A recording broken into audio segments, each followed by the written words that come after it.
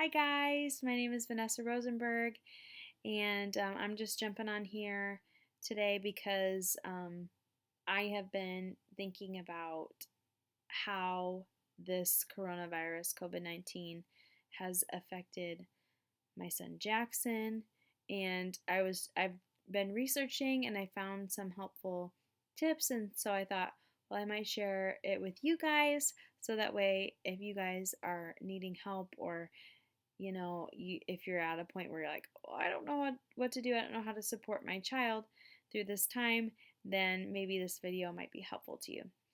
And so I'm actually using the resource unicef.org, and I'm on the article. It's called 6 Ways Parents Can Support Their Kids Through the Coronavirus Disease, COVID-19. And so this specific article is a psychologist's advice on how to help your children deal with the many emotions they may be experiencing right now. So, the coronavirus, if the kids know about it,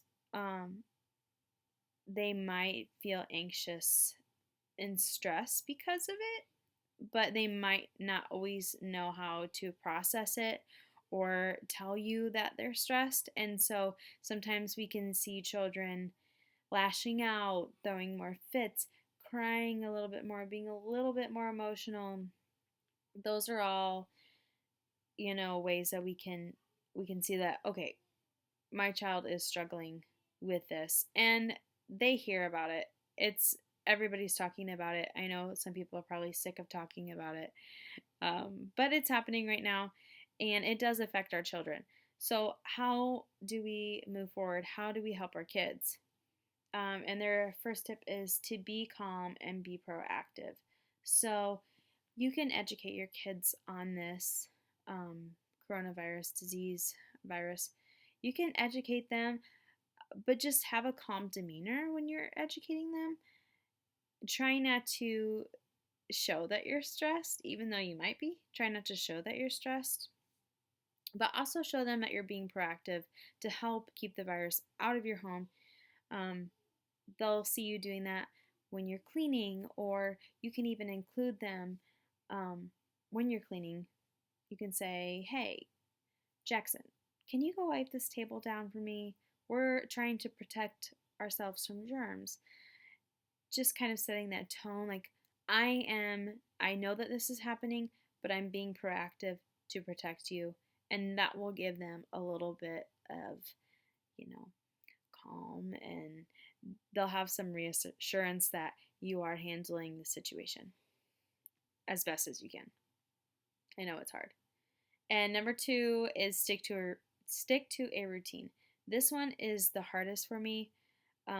I'm not a very organized person. I have a very hard time sticking to a routine, but it is so good for kids. Kids love structure. They may not act like they like structure, but they do. They love structure. And they go from going to school all day and having all this structure, a schedule, a strict schedule, and then they come home, and it can be, if you don't have a schedule, then it's going to be a little bit chaotic, and that is not easy for kids to process. And so if you don't have a schedule already, I encourage you to sit down and just kind of think about, okay, what are the things that I want to do for this day with my child? What do I want to teach them? Just write it out, and you can even post it on the refrigerator wall, whatever you want to post it on, somewhere where they can see it often and know this is the schedule. You could even reach out to your child's teacher and ask, hey, could you please send me the schedule that you guys were on before we were not at school anymore, because maybe that will help my child stay on the same schedule, and so that they'll feel more normal. I know that's not always possible for parents because some parents are still working, some aren't. But I just encourage you, if they are somewhere at a person's house, at a sitter's house, to also have them keep the kids on a tight schedule it really will help the kids to feel a little bit more anxious, or not as anxious, and also they'll they'll just thrive better. They'll learn better. Their day will be better if there's a little bit of structure in there. So, number 2, stick to a routine. Um, Number 3, let your child feel their emotions. This one can also be difficult. I know all the parents out there, you're probably experiencing several different emotions with your kids.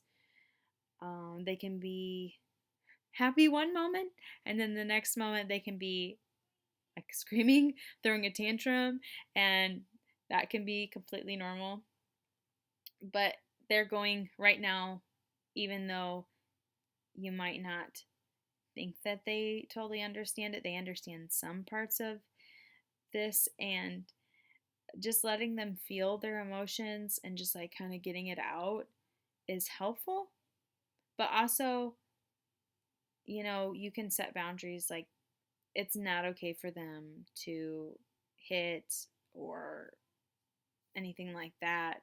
You can let them feel their emotions without them being disrespectful. So, of course, you want to have that structure, but also let your child feel some of those emotions that they're feeling, because this emotion is bigger than they are. They don't totally understand how they're feeling. You can help talk through it with them. You can ask them, like, hey, how do you feel about not being in school? Try to do that when they're calm, but yeah, just let your child feel the emotions that they have. Let them be sad, let them be angry, but without being disrespectful. And just kind of support them and try to create a normalize their experience of being at home as much as you can. So, sorry if you hear my husband and Jackson talking in the background.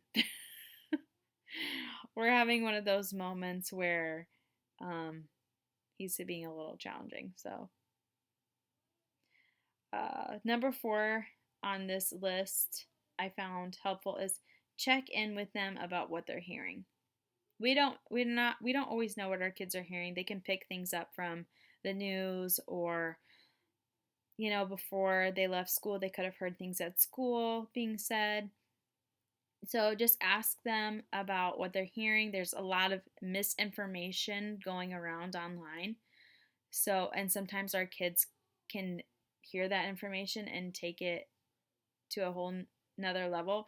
So just check in on what they're hearing, listen, present them with accurate facts. If they don't have accurate facts, you can make it like a little lesson during the day if you wanted. This is what this is. Don't try to dive too much into it or have it be like an everyday thing, but just like check in every here and there. Check in with them about what they're hearing and try to educate them as best as you can. Number 5 is create welcome distractions. So we want to continue learning. We want the kids to continue learning while they're out of school. We want to create a day where they're learning and they're being challenged. But also, we want to have those times in the day where we welcome distractions, where we welcome just for them to be kids and have fun. And just have a game day, or a couple hours of just board games. Or you could turn on some dance videos and just kind of dance with them. Just create some times in your day where they're just having fun. They're not really thinking too much about things. They're just like being active, having fun, talking with you. Their mind is a little bit just distracted from what's going on in the world. We don't want them to focus on that all the time, because even as adults, when you turn on the TV or news, it can be quite exhausting to see all the terrible things that are happening. Yeah, and our kids do pick up on that too. So we all need distractions. We all need that time. And while we're home, definitely, spend quality time together, and that does create some distractions. And I just really encourage you guys just to have some times in your day where where their phone is away and you're just, with your kids, having fun, just forgetting about all this crazy stuff that's happening. And number 6, it's our final one, is monitor your own behavior. So now some of us are more anxious than others. I tend to be a little bit more anxious and worry a little bit more. And we just want to be careful of that when it comes to our kids, because they do watch our behaviors, they do watch what we're doing. If we are obviously anxious, it is going to make them a little anxious. So monitor your own behavior. It's okay to be anxious, and it's okay to feel those feelings that you're feeling, but we don't want it to stress our kids out. So it's kind of like finding that balance. How can we make sure our kids can see us containing our emotions and working through our own emotions, and showing that we're stressed out about this all the time will create a little bit of stress in them. So just make sure you're being careful of that. Children rely on us for a sense of safety and security. And if we aren't feeling like safe in ourselves, if we're just like freaking out, and kids tend to not feel secure, because it's kind of like, oh, I'm following this lady and she's freaking out. So yeah. Also, one thing that I have been doing each day with Jackson is I'm making sure that he is. I don't know if you guys are religious. I'm a children's director at our church, so I am very religious, and I make sure that I put in some Bible time with him every single day, and we kind of it's a really relaxed time. We're sitting together, we're reading his storybook Bible, and then after we read it, we just talk a little bit about the Bible story, and then we pray. And I always ask him, like, is there anything you want to pray about? And most of the time he says no because he's just funny.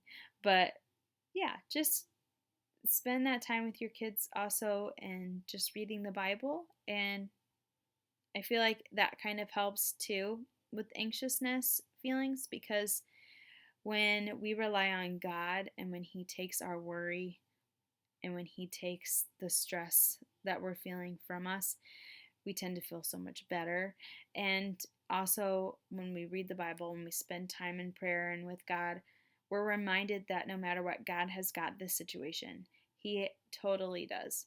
And I'm really thankful for God. Even in this stressful time, I have found several things that he has blessed me with, like, completely. And I'm just really thankful, because I wasn't expecting those blessings at all, especially in this time. But he showed me that I am loved and cared for. The other day, a parent had posted a picture, and I said, hey, tell the kids I said hello. And then she sent me a video of the kids saying hi to me, and it almost brought me to tears. Honestly, I was so happy to hear from them. And yeah, I just miss my church kids. I spend every single Sunday with them, so it's really hard not being with them. So just like those little blessings throughout the day, it totally makes a difference. And also reminding our kids of that too. No matter what situation we're in, there are things each day that we can find to be thankful for. I think that's super important to tell our kids and to teach our kids, is that sometimes it's the little things in life that can make us happy.